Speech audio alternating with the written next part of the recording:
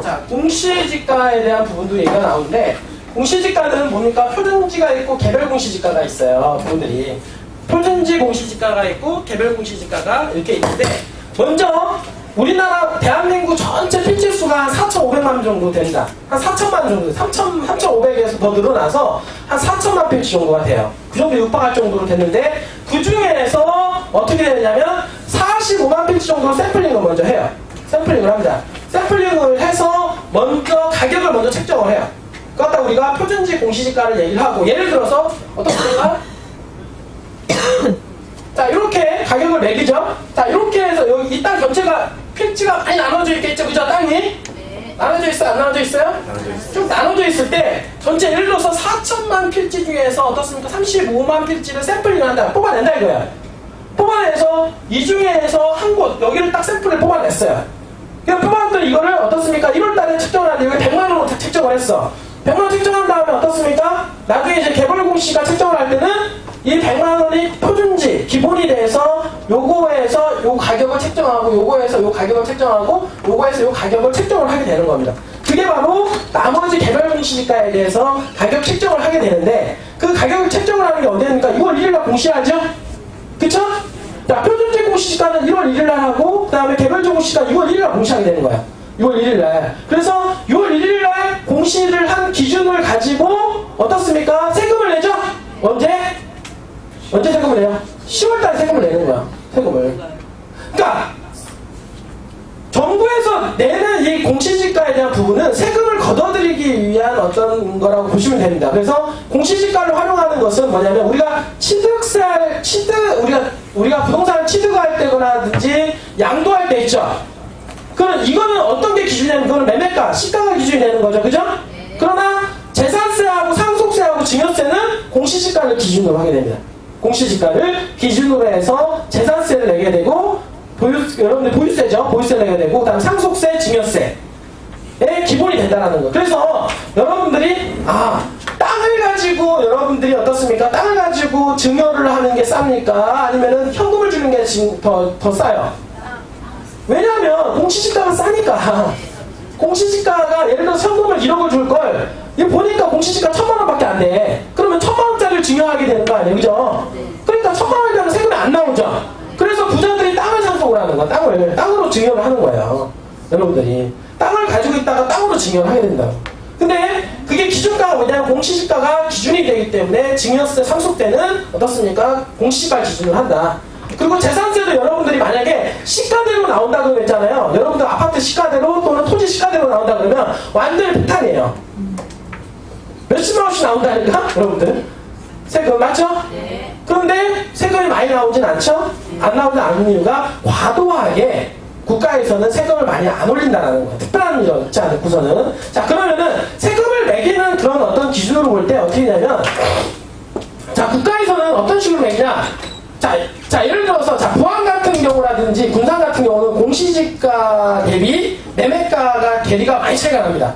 왜 그러냐면, 그냥 부안 현재 그 군산이라든지 부안을 딱 볼 때는 그 논이라든지 이런 답이 있잖아요.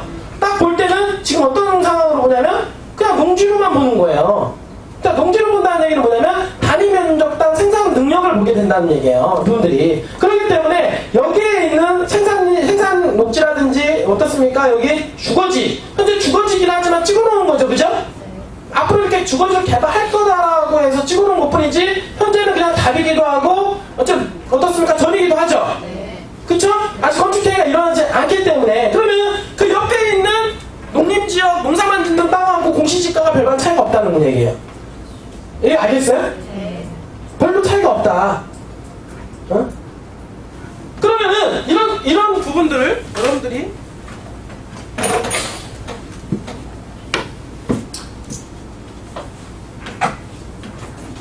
자, 그런데 여러분들 잘 볼게요. 자, 공시지가라고 하는 부분들을 보니까 1년에 한 번씩밖에 여러분들이 조정을 안 하죠. 공시지가를 맨날 조정을 하나요? 맨날 조정 안 하죠? 근데 매매가는 항시 조정이 돼야 안 돼요? 항시 조정이 되죠? 당연히 공시지가하고 매매가의 변동성은 차이는 많이 있겠죠? 잘 보시면은, 자, 공시지가라고 하는 게, 자, 이렇게 되는 거예요. 자, 어느 지역에, 예를 들어서 제주도 같은 경우 볼게요. 제주도 같은 경우는 어떻게 변하냐면 같은 도로가에 있는 전이라고 합시다. 같은 도로가에 있는 전인데 어떻게 공시지가가 변동이 되냐면 공시지가는 어떻습니까? 전체적으로 올라가기 때문에 꾸준하게 올라가요. 해마다 올라가게 되는데 제주도 같은 경우는 자 처음 공시지가보다는 당연히 레벨가가 더 비쌌겠죠, 그죠? 레벨가가 비쌌죠? 근데 공시지가는 해마다 한 번씩 정하죠? 그죠? 근데 여기 같은 경우는 지금 어떻게 되냐면 이렇게 차이가 납니다. 그러니까 해마다 이만큼 가격이 올라갔다 하더라도 공시지가는 정부에서 올리는 공시지가는 일부분밖에 안 올린다는 얘기예요. 지금 현재 가보면 5년 전, 10년 전에 그 제주도에 있는 그 같은 땅을 기준으로 했을 때 공시지가와 지금 예를 들어 시세가 얘들 10만원짜리였고 공시지가 5만원짜리였는데 얘가 어떻습니까? 얘가 10배 깎여가지고 100만원 됐어요. 땅값이 100만원 됐는데 얘 공시지가는 얼마가 되냐? 7만원도 안 돼요. 7만원도 안 된다. 뭔지 알겠어요? 굳이 현재 건축계가 일어나지 않고 있는 땅에 대해서 세금을 더 많이 매길 이유가 없다. 그래서는 그리고 매기게 되면은 어떻습니까? 조세 문제가 여러 가지 민원이 많이 들어오기 때문에 매기지가 않는다라는 거. 실질적으로 어떻게 되냐면 이 논으로 쓰고 있는 땅을 갖다가 실질적으로 주택을 지을 때 갑자기 가격 올리는 거예요. 이렇게 그때쯤에. 그러니까 짓기 전에는 어떻습니까? 올린다 안 올린다? 많이 안 올리고 지금 이게 개발지잖아요. 그렇죠? 개발지. 지금 제주도니까 개발지니까 이렇게 가격 변동성이 큰 거 아니겠어요? 맞잖아요. 다른 지역 같은 경우는 가격이 이렇게 올라가겠죠. 똑같게 비슷하게 올라가지만 제주도 같은 경우는 급격하게 매매가 대비 어떻습니까? 공시지가에 대한 차이가 많이 차이가 나겠죠. 자, 이런 특징을 있는 지역들이 어디냐면 개발지들을 보게 되면 대부분 이런 현상이 있습니다. 개발지들을. 그러니까 여러분들이 이렇게 보면서 여기는 공시지가가 이런데 매매가가 이렇게 비싸요. 이렇게 여러분들 스스로가 오해하시고 착각하시는 분들 계신데 반대로 생각을 하게 되면은 어떤 부분이냐면 이 지역은 개발이 빨리 진행이 돼서 집가 상승폭이 큰 지역이구나 라고 생각을 하시면 되는 거예요. 여러분들. 자, 이해가 되죠? 네. 여러분들이. 그러니까 공시지가에 대한 부분들을 고객들은 그렇게 얘기를 하게 된다. 그러면 어떻게 되냐? 자, 이렇게 개발이 막 진행이 되는 지역들은 이렇게 공시지가하고 매매가의 차이 변동성이 상당히 큰데 이미 어떻습니까? 이제는 지금 서울이라든지 도시가 이미 형성되어 있는 지역 있죠? 형성되어 있는 지역은 가격이 이게 먼저 치고 올라가다가 어느 정도 되면은 딱 정해지잖아요. 가격이 정해지죠. 그죠? 그러면은 공시지가에 맞춰서 이제는 이 정도 어느 정도 같이 이렇게 맞춰주게 되겠죠. 이때쯤에 이제 건축행위가 이루어지는 지역이고 이루어지는 지역 중에서는 공시지가와 일반 매매가와 어떤 공시지가의 괴리율이 어떻습니까? 괴리율이 많지가 않죠? 작죠? 그러니까 도시가 이미 형성이 많이 된 지역일수록 공시지가와 매매가의 괴리율은 작다. 그리고 어떻습니까? 시골이라 하더라도 지방이지만 어떻습니까? 공시지가와 매매가의 차이가 별로 없는 지역들은 어떻게 생각하냐면은 개발 메리트가 없다 이 동네 이렇게 받아들이면 돼요. 알겠어요? 그런데 어느 지역에 갔더니 공시지가에 비해서 매매가가 엄격하게 많이 비싸다 라고 하는 지역은 어떻게 됩니까? 여기는 엄청나게 땅값이 올라가는 지역이구나 이렇게 생각을 하시면 됩니다. 여러분들이. 알겠어요? 그런 걸 예측하고 여러분들이 보는 부분들을 제가 말씀을 드리는 거예요. 자, 그러면 자, 똑같습니다. 이게. 자, 주식도 마찬가지예요. 주식도 제가 얘기했어요. 주식도 보면은 쭉 이렇게 자산가치가 뭐냐면 예를 들어서 우리 회사는 자산을 다 매각을 했어요. 매각을 하니까 딱 5천만 원밖에 안 남았어. 다 매각을 하니까 5천만 원밖에 안 남았는데 우리 주식 설립할 때 5천만 원이 주식이었다고 합시다. 예를 들어서 그러면은 이 주식과 자산하고 맞죠, 그렇죠?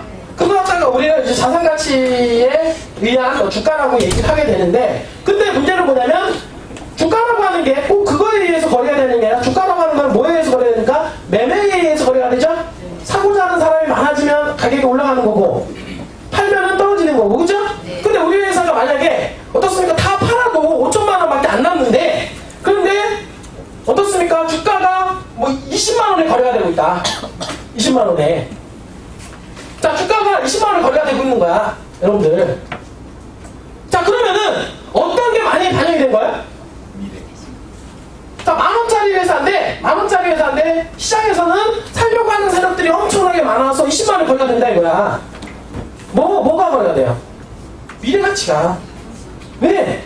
야, 이 회사가 어떻습니까? 달달이 벌어들이는 수익이 어떻습니까? 아까 얘기했지만 5천만원밖에 가지고 5천만원밖에 없는데 앞으로 한 달에 5천만원씩 번대. 그러면 어떻습니까? 1년에 5억 아닙니까? 맞죠? 1년에 5억이면은 1년을 기대한 다음 10배에 대한 기대가 또 발생하는 거 아니에요? 그쵸? 그러면 2년을 기대하면은 어떻습니까? 10억, 20억이잖아요. 그쵸? 그러니까 그런 것들이 만약에 투자자들한테는 그게 소문이 났고 그걸 알게 된다라고 하면은 자산 가치가 5천원짜리밖에 안 되지만 살려고 하는 세력들이 어마어마하게 늘어나겠죠? 맞잖아요. 그래서 주가가 폭등을 먼저 하는 겁니다. 그래서 주가와 여기에 있는 자산 가치의 계리율이 20배가 차이가 나요. 똑같은 개념이라는 거예요. 똑같은 개념. 그러니까 공시지가와 매매가의 어떤 차이도 회사를 보면 똑같다는 얘기예요. 분들이. 공시지가는 뭐냐면 그냥 자산 가치다 이렇게 보시면 됩니다. 국가에 측정한 자산 가치지만 실질적으로 매매에 의해서 부동산 가격은 결정이 되기 때문에 부동산 매매 가격이 결정이 되기 때문에 이 계리율이 크면 클수록 어떻습니까? 성장 가치가 상당히 크다 이렇게 보시면 되겠죠. 이분들이. 그래서 성장을 이렇게 쭉 하고 그 다음에 기대에 의해서 가격이 올라갑니다. 근데 기대에 의해서 올라갔는데 기대에 못 미치면 또 어떻게 돼요? 다시 폭락을 하게 되죠. 그러니까 예를 들어서 바이오 주식 같은 경우는 신약 개발을 해가지고 몇 년 후에 어떻습니까? 이거를 현실화시켜가지고 팔게 되면은 엄청난 수익이 발생할 거다 예상이 돼서 쭉 올라갔더니 특허 내려고 기대를 합니다. 이거 특허 신고를 냈어요. 근데 만약에 특허만 된다라고 하면 엄청나게 대박을 나올 수가 있는 거야. 맞죠? 근데 특허 쪽에 집어넣는데 그게 됩니까 안 됩니까? 만약에 안 됐어요. 안 됐으면 만큼 올라갔던 기대 심리가 어떻게 꺾여? 다시 또 꺾인 제자리로 돌아오는 거예요. 이분들이. 미래 가치가. 이거 투자를 잘못했다고 이렇게 오시는 분들 있잖아요. 그쵸? 그러니까 이렇게 그냥 뚱그름 잡기식의 투자는 안 좋다는 거죠. 뚱그름 잡기. 뭐냐면 실질적으로 근데 국가에서 보증을 하고 국가에서 보장을 해주는 그런 어떤 투자라고 하면 상관이 없겠죠. 그죠? 이건 국가에서 인정해주는 거야. 이분들이. 그러면은 국가에서 보장을 해주는 거야. 국가에서 안전장치 해주는 거야. 그러면은 조금씩 가격이 이제 올라.